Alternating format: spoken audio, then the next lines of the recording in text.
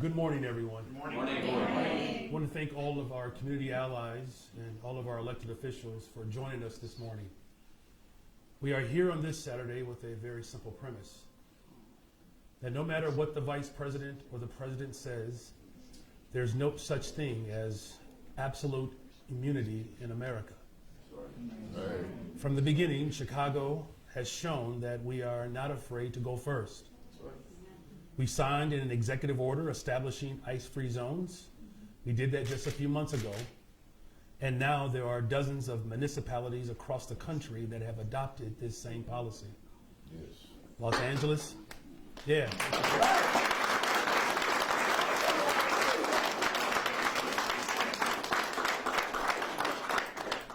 Los Angeles County, Alameda County, San Jose Providence, St. Clara, Oakland, Evanston, just to name a few.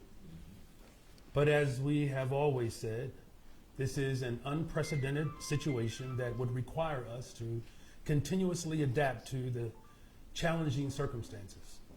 And given what we have seen in Chicago, at least 2 people shot by ICE and Border Patrol agents, including one who was killed, Salvario Villegas Gonzalez, an unarmed father who had just dropped his kids off to school. We've seen countless Chicagoans tear gassed and attacked by federal immigration agents. We saw an apartment complex raided in the middle of the night in South Shore. We saw a black man on the west side of Chicago in Garfield Park who was put in an illegal chokehold by ICE agents after they crashed their car into the hill. Another Chicagoan, Diane Figueroa, who was driving to get coffee before work when ICE agents crashed into her and then took her under arrest. They don't care about public safety. No.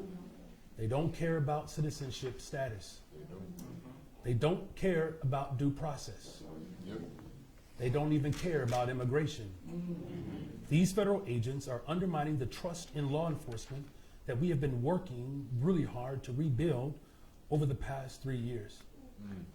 These rogue federal agents are taking us backwards as a city. That's right. They are causing chaos and confusion. In response, the city of Chicago must respond with accountability and transparency. The ICE unnoticed executive order is a step towards justice. This executive order will make Chicago the first city in the country to set the groundwork to prosecute ICE and Border Patrol agents for criminal misconduct.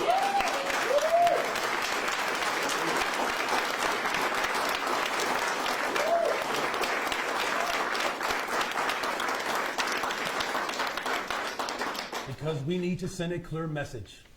If the federal government will not hold these rogue actors accountable, then Chicago will do everything in our power to bring these agents to justice. Yes. As part of this order, our police department will document ICE and Border Patrol activity and attempt to identify officers on the scene. This evidence will then be preserved and, at the direction of my office, will be referred to the state's attorney's office for potential prosecution. Yes.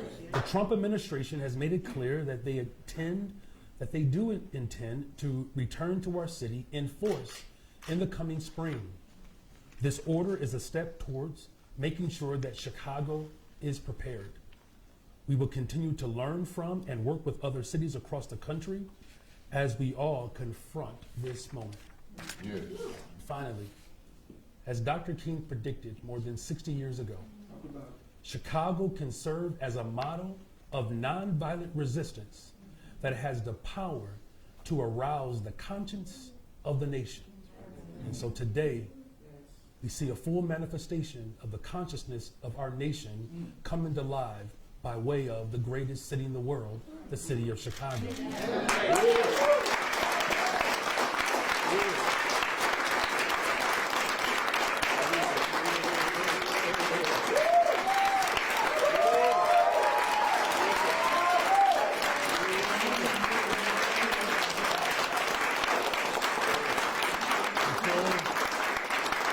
In collaboration with community partners and local elected leaders, we will continue to not just go first in Chicago, but Chicago will lead this country. Thank you.